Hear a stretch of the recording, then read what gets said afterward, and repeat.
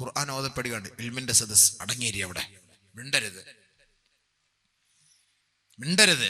وَإِذَا قُرِئَ الْقُرْآنُ فَاسْتَمِعُوا لَهُ وَأَنصِتُوا لَعَلَّكُمْ تُرْحَمُونَ. ഖുർആൻ ഓതപ്പെട്ട് കഴിഞ്ഞാൽ നിങ്ങൾ സശ്രദ്ധം കേൾക്കണമേ, നിശബ്ദരായിരിക്കണമേ, അതിൻ്റെ അർത്ഥങ്ങളും വ്യാഖ്യാനങ്ങളും മനസ്സിലാക്കണമേ. നിങ്ങൾക്ക് അള്ളാഹു കരുണ ചെയ്തേക്കാം എന്ന് പറഞ്ഞാൽ അള്ളാഹു നമ്മ കരുണ ചെയ്യുമെന്നർത്ഥം. ഖുർആനിന്റെ സദസ്സുകളിൽ ഇരുന്നാൽ അള്ളാഹിന്റെ കരുണ കിട്ടുമെന്നർത്ഥം. അതിലിരിക്കണം, അതിൽ ശൈത്താൻ സമ്മതിക്കില്ല ഇരുത്താം. മെല്ലെ കുറച്ച് സമയമാകുമ്പോൾ ഒരു മൊബൈൽ ഫോൺ വരും, കോൾ വരും, പെതുക്കെ അതും പൊക്കിക്കൊണ്ടുപോകും. ശൈത്താൻ സമ്മതിക്കില്ല. കാരണം ഇവൻ രക്ഷപ്പെട്ടാലോ അത് അവന് ഇഷ്ടപ്പെടുവോ രക്ഷപ്പെട്ടാൽ? ചെറുപ്പക്കാർ മൊത്തം പള്ളിയിൽ കയറിയാൽ പിന്നെ ശൈത്താൻ എന്താ ഇവിടെ ജോലിയുള്ളത് എന്ന് ആലോചിച്ച് നോക്കി. ചെറുപ്പക്കാർ മൊത്തം പള്ളിയിൽ കയറി, പിന്നെ ഇപ്പം ആരാ കുറെ എക്സ്പയർ ആയ കുറെ വയസ്സന്മാരല്ലേ, മധ്യവയസ്കർ, എന്തായാലും നമ്മൾ പോകാനുള്ളതാണ്. ഇനിയിപ്പോൾ നമുക്ക് ഇനി കളിയും ചെറിയും ബ്ലൂടൂത്തും ഒന്നുമില്ല. പിന്നെ നമ്മളിപ്പോൾ കുറച്ചിരുന്ന് ഇൽമു കേൾക്കാം, ഖുർആൻ കേൾക്കാം, ആയത്ത് കേൾക്കാം, ഹദീസ് കേൾക്കാം എന്നുള്ള ചിന്ത. നല്ല ചുറുചുറുക്കുള്ള ചെറുപ്പക്കാരോ അതിങ്ങനെ മൊബൈലിട്ടുമായിട്ട് ബ്ലൂടൂത്തുമായിട്ട് ഒരുത്തൻ്റെ കാതിൽ ഒരുത്തൻ്റെ ഓട കാതിൽ അതുമായിട്ട് ഇങ്ങനെ ബന്ധപ്പെട്ട് കണശ അങ്ങോട്ട്, അവിടുന്ന് കണശ ഇങ്ങോട്ട് ഇങ്ങനെ ഇറങ്ങും. അത് മൂപ്പിലാൻ്റെ ഏറ്റവും വലിയ ഇഷ്ടമുള്ള കാര്യമല്ലേ? ഇൽമിന്റെ സദസ്സ് ഇരുത്തൂലല്ലോ അവൻ. അങ്ങനെയാണല്ലോ, ഇങ്ങനെ വന്ന് നോക്കും, കുറച്ച് നേരമൊക്കെ വന്ന് നോക്കിയിട്ട് അങ്ങനെ മുസ്ലിം ഖുർആൻ നമുക്ക് പാപ്പോ വണ്ടി എടുത്ത് പോയി.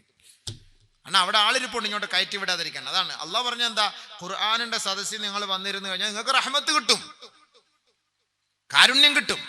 അള്ളാഹ് പറഞ്ഞ വാക്കല്ലേ ഇത്. അപ്പൊ ആ റഹ്മത്ത് നമുക്ക് കിട്ടിയാൽ നമ്മൾ രക്ഷപ്പെട്ടൂലേ, നമ്മൾ രക്ഷപ്പെട്ടു പോയില്ലേ. റഹ്മത്തുള്ളാഹി ബറകാതുഹു, അപ്പോൾ നമ്മൾ രക്ഷപ്പെട്ടു പോയില്ലേ. അപ്പൊ അതുകൊണ്ട് ആ രക്ഷപ്പെടാതിരിക്കാൻ വേണ്ടി പിശാച് നല്ല പരിശ്രമം നടത്തിക്കൊണ്ടേയിരിക്കും. മനസ്സിലായില്ലേ? അപ്പൊ അതുകൊണ്ട് തന്നെ അല്ലാഹു തആല ഖുർആനിലൂടെ പറഞ്ഞത് ഫഇദാ ഖറഅതൽ ഖുർആന ഫസ്തഇദ് ബില്ലാഹി മിനശ് ശൈത്വാനിർ റജീം. ഇങ്ങനെയുള്ള സംഭവം ഒന്നും ഉണ്ടാവാതിരിക്കാൻ അഊദു ബില്ലാഹി മിനശ് ശൈത്വാനിർ റജീം എന്ന് പറഞ്ഞ് ശൈത്താൻ ആദ്യമേ വിരട്ടി ഓടിച്ചേക്കണം. അപ്പോൾ റാഹത്തായിട്ടിരിക്കാം. അതിൽപ്പെട്ട ഒരു ശൈത്താന ഈ മൊബൈല് അതങ്ങ് ഓഫാക്കി വെച്ചിട്ട് സദസ്സിൽ ഇരുന്ന് കഴിഞ്ഞാൽ പെണ്ണും അവിടെ ഇരിക്കും, ആണും ഇവിടെ ഇരിക്കും. ഇല്ലെങ്കിൽ കുറച്ച് കഴിയുമ്പോൾ പെണ്ണും പിള്ള അങ്ങോട്ട് മിസ് കോൾ അടിക്കുമ്പോൾ പോകാം, അല്ലെങ്കിൽ മെസ്സേജ് പോകാൻ സമയമായി, എനിക്ക് വയറ്റ് വേദന എടുക്കുന്നു, അല്ലെങ്കിൽ കുഞ്ഞ് കരയുന്നു, പോകാമെന്ന് പറഞ്ഞ് വിളിക്കാതിരുന്നാൽ ഓഫാക്കി വെച്ചാൽ 1.5 മണിക്കൂർ പ്രസംഗം, 1.5 മണിക്കൂർ കഴിയുമ്പോൾ റാഹത്തായിട്ട് എഴുന്നേറ്റ് പോകാം. പിന്നെ ഓണാക്കിയാൽ മതി. കാറിൽ ചെല്ലുമ്പോൾ ഒത്തിരി ചൂടാവും, അത്രേ ഉള്ളൂ. ഞാൻ എത്ര നേരം കൊണ്ട് വിളിക്കും, നിങ്ങളുടെ മൊബൈൽ ഓഫാക്കുക. പക്ഷേ അപ്പോൾ ഇനി അങ്ങനെ ചെയ്യണം, അതൊരു റാഹത്തായ കാര്യമാണ് പരിശുദ്ധ ഖുർആൻ. അപ്പം എന്താ അതിൻ്റെ അർത്ഥം? അദബിൽപ്പെട്ട കാര്യമാണല്ലോ.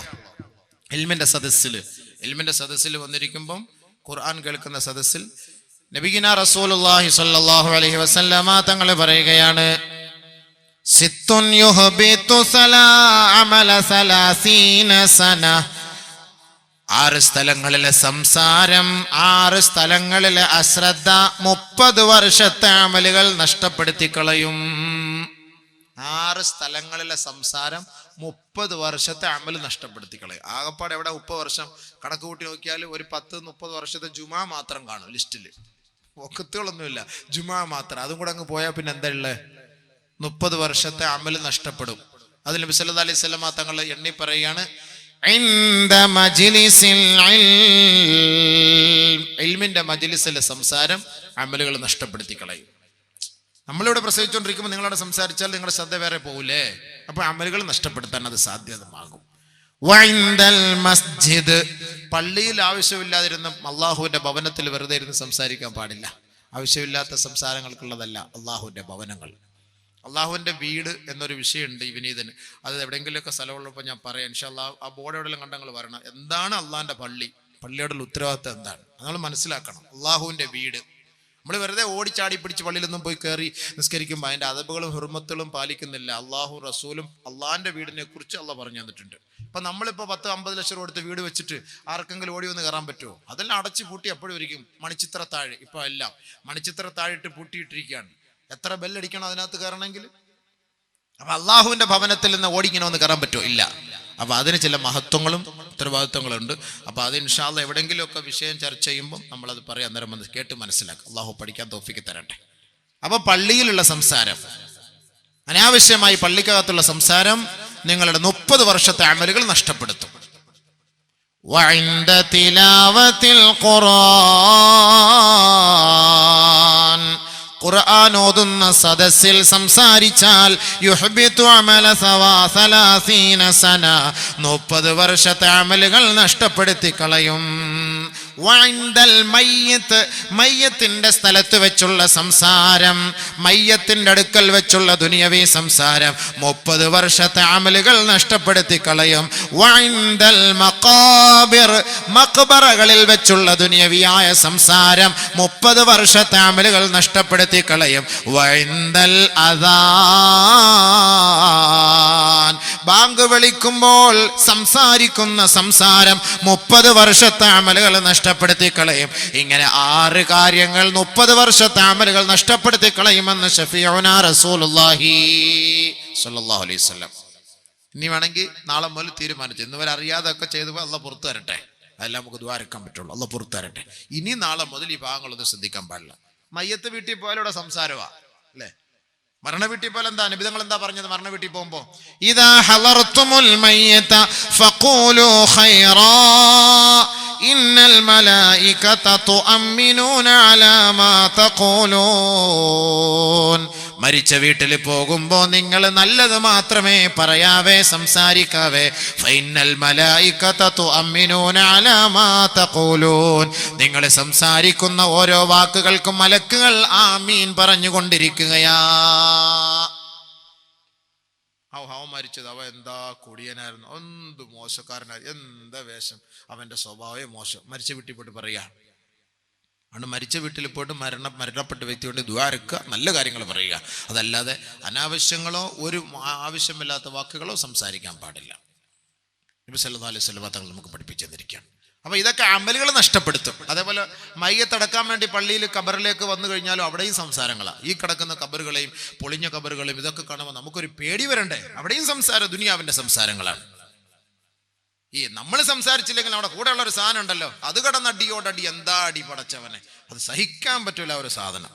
വല്ലാത്ത കണ്ടുപിടുത്തങ്ങൾ തന്നെ. ജൂതന്റെ കണ്ടുപിടുത്തം പള്ളിക്കകത്ത് നബി സല്ലല്ലാഹു അലൈഹി വസല്ലം തങ്ങൾ പറഞ്ഞ ഒരു കാലഘട്ടം വരും, ആ കാലഘട്ടത്തിൽ എൻ്റെ പള്ളിക്കകത്ത് മ്യൂസിക്കുകൾ മുഖരിതമാകും എന്ന് നബി തങ്ങൾ പറഞ്ഞത് ഇന്നത് സാക്ഷാത്കരിക്കപ്പെട്ടിരിക്കല്ലേ?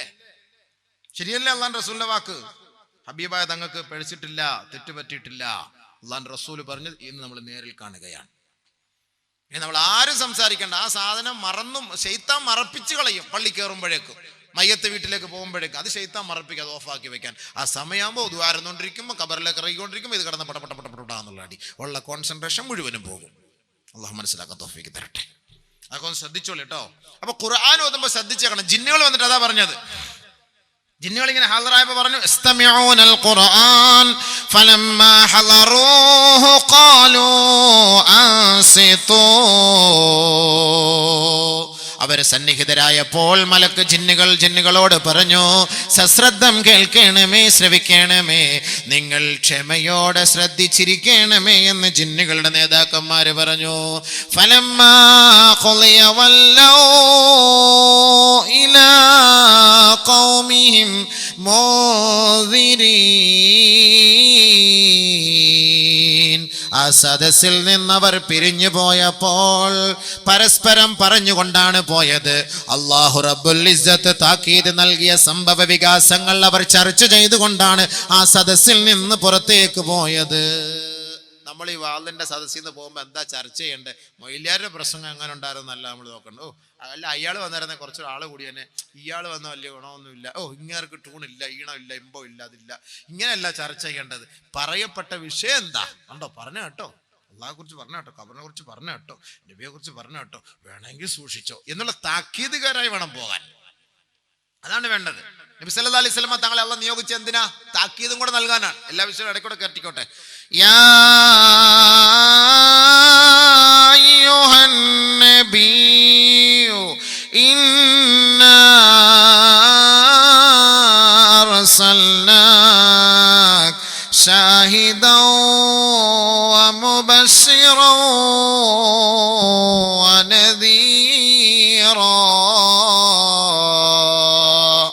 شاهدا ومبشرا ونذيرا. സന്തോഷ വാർത്ത അറിയിക്കുന്നവനായിട്ടും അള്ളാഹുവിന്റെ വിധിവിലക്കുകളെ മാനിച്ചു ജീവിക്കുന്ന വിശ്വാസികൾ ആരാണോ അവർക്ക് നബിയെ അങ്ങ് സന്തോഷ വാർത്ത അറിയിക്കുന്നവനും, ആരൊരാൾ അള്ളാഹുവിന്റെ വിധിവിലക്കുകളെ തെറ്റി ജീവിക്കുന്നുവോ അവർക്ക് താക്കീത് നൽകുന്നവനുമാണ് നബിയെ. മുന്നറിയിപ്പുകാരൻ. നബി സല്ലല്ലാഹു അലൈഹി വസല്ലം തങ്ങൾ മുന്നറിയിപ്പുകാരൻ. അപ്പൊ നമ്മളിവിടെ നിന്ന് ഇറങ്ങി പോകുമ്പോൾ ഒരു മുന്നറിയിപ്പോടെ വേണം പോകാൻ. കേട്ടോ പറഞ്ഞത്, എന്നാൽ ആഖിറത്തിൽ പിടിക്കപ്പെട്ട് സൂക്ഷിച്ചോ, ആ ഒരു മുന്നറിയിപ്പ്. ജിന്നുകൾ ഇറങ്ങിപ്പോയതുപോലെ. അപ്പോൾ ബഹുമാനപ്പെട്ട ആമിന ബീവി കേൾക്കുകയാണ്, وَأَعْرِضُوهُ عَلَى كُلِّ رُوحَانِيٍّ مِّنَ الْجِنِّ وَالْإِنسِ وَالْمَلَائِكَةِ وَالطُّيُورِ وَالْوُحُوشِ. ഓരോ മനുഷ്യന്റെ ആത്മാവുമായി, മലക്കുകളുടെ ആത്മാവുമായി, മൃഗങ്ങളുടെ ആത്മാക്കളുമായി, പക്ഷിപരവാദികളുടെ ആത്മാക്കളുമായി ഈ നബിയുടെ ആത്മാവിനെ ബന്ധിക്കണമേ, ബന്ധിക്കണമേ.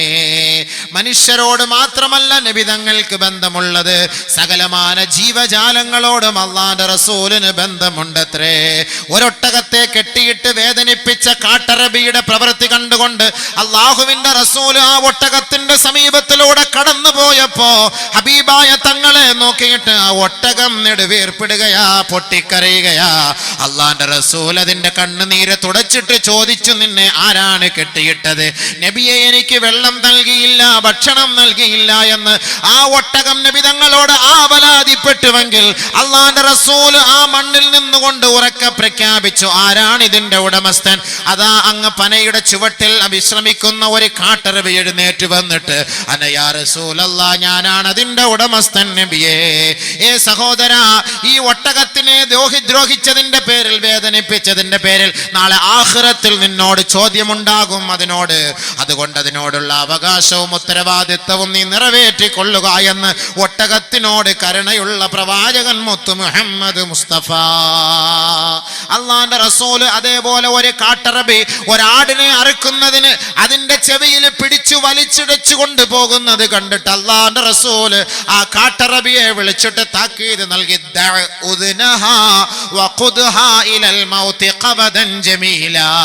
അതിന്റെ പിരടിയിൽ നിന്ന്, അതിന്റെ ചെവിയിൽ നിന്ന് കൈയെടുക്കൂ, അതിനെ മരണത്തിലേക്ക് നല്ല നിലയിൽ നീ നയിക്കുക, ഇല്ലെങ്കിൽ അതിനെ വിടുക എന്ന് ആ ഹബീബായ തങ്ങൾ പറഞ്ഞുവെങ്കിൽ മൃഗങ്ങളോട് കരുണ കാട്ടിയ മുഹമ്മദ് മുസ്തഫ, വൃക്ഷങ്ങളോട് കരുണ കാട്ടിയ മുഹമ്മദ് മുസ്തഫ, പാകമാകുന്നതിന് മുമ്പ് ഈന്തപ്പനയിലേക്ക് കല്ലെറിഞ്ഞ് അതിന്റെ കായ്കൾ പിടിച്ചെടുക്കാൻ പരിശ്രമിച്ച ഒരു ബാലനെ കണ്ടിട്ട്, പൊന്നുമോനെ, പൊന്നുമോനെ, അതിലേക്ക് നീ എറിയരുത് മകനെ, എറിയരുത് മകനെ, അത് പഴുക്കുമ്പോ താനെ വീണ് നമുക്ക് പഴം നൽകും, ഇപ്പോൾ നീ അതിനെ എറിയരുതേ മകനെ എന്ന് അല്ലാഹുവിന്റെ റസൂല് പറഞ്ഞെങ്കിൽ, മൻ ഖതഅ സിദ്റതൻ സവ്വബല്ലാഹു റഅസഹു അലന്നാർ കമാ ഖാല അലൈഹി സ്വലാത്തു വസ്സലാം പറയുകയാണ്, ജനങ്ങൾ വിശ്രമിക്കുന്ന വടവൃക്ഷങ്ങളുടെ ചുവടുണ്ടല്ലോ, ജനങ്ങൾ വിശ്രമിക്കുന്ന വൃക്ഷങ്ങളുണ്ടല്ലോ, വഴിയോരങ്ങളിലെ വൃക്ഷങ്ങളുണ്ടല്ലോ,